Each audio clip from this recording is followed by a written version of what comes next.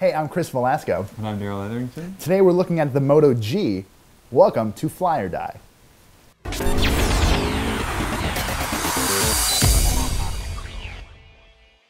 So you handled our full review. Yeah. We sort of, I understand where you're coming from. I know how you feel. But let's share with our viewers. What do you think of this thing? Well, I like this phone. It's not amazing, and it's not... What does that mean, though? It's not amazing. I don't know. It's not magical, right? You get magical phones all the time.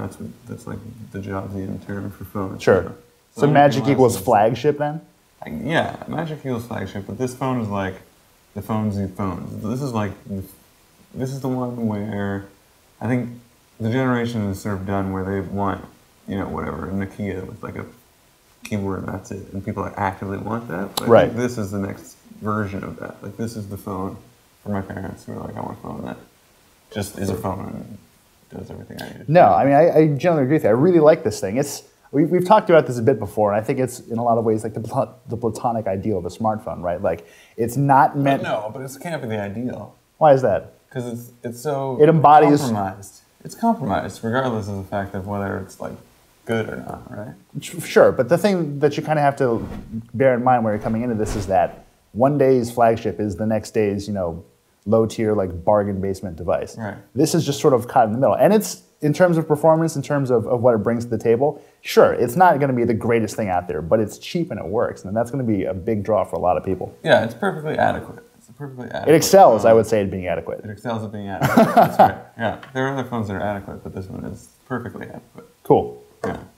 So we do like it then? We do like it. So let's run through the specs really quick. It does have a quad-core Snapdragon 400 processor. That's in pretty stark contrast to the 6 and the 800 chipsets that we see in most of the mid to top tier smartphones these days. The screen, I think, is actually, it's a 4.5-inch display. It's fine. It's fine. It still bears some of the tragic hallmarks of the Motorola screen. So, like, super saturation is what you're telling me. Yes, I don't know if you can get in, like, this especially, I've got the stock background on there, and you can see, like, the colors are just like that's foolish. Come on, we don't live in a garish nightmare world of constantly overbright colors. That's called America, I believe. Well, that's why we're in Canada, right? That is true. We are in Canada. The one thing that I really had a hard time coming to grips with here was the camera, and it's not good. No, it's not good.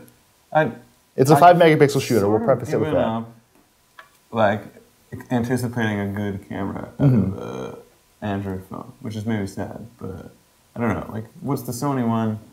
The Sony one is supposed to be quite good, isn't it? One of those ones you're more familiar with. Yeah, I think the Z Ultra, or the Z Ultra, I should say, since we're in Canada, has actually quite a good camera. The G2, I believe, has a really nice one as well. I think you've played with that one a bit more than I have, to be fair. A little bit, yeah, but I, again, wasn't blown away. So it's not something I'm even, I don't know, I guess I'm not... It's just par for the course. Yeah. I don't think it was fine. I think it's fine for what it does. And, like, at this price, like, it's $179. Did we talk about that yet? So yeah, let's sort of dig into that a bit. So there are two models of the Moto G. There's the 8GB version, which goes for $179 US. Yeah. And the full 16GB version, which a couple bucks more brings it up to the full 200, which is, I think, incredibly reasonable for a completely unlocked, no contract device. Oh yeah, it's insane. And yeah, like, as soon as you start talking about it and debating its merits, but then as soon as you bring that into it, it's like, okay, well, that's why, exactly. Yeah. It's $200 though, go ahead and buy it, it's a no-brainer.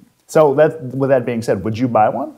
No, I wouldn't, because I can afford to buy a phone that isn't this. Exactly, and same for myself. Yeah. But going into the holidays as we are, I think for frequent travelers or people, I don't know, just who need like a backup device, like something that will get the job done in a pinch, I feel like this actually could do really, really well in those situations. Yeah, and if you have better things to spend your money on, perfect, right? Sure. Yeah. Cool. So, I mean, that's a fly for me. That's a big fly. This is a great... 2 flies. I think that's unprecedented for Darrell and I. We don't get along most of the time. Most of the time. No, we're terrible people. This is the peacemaker, this phone. Well, this has been the Moto G. I'm Chris Velasco. And I'm Darrell Etherington. Thank you for watching.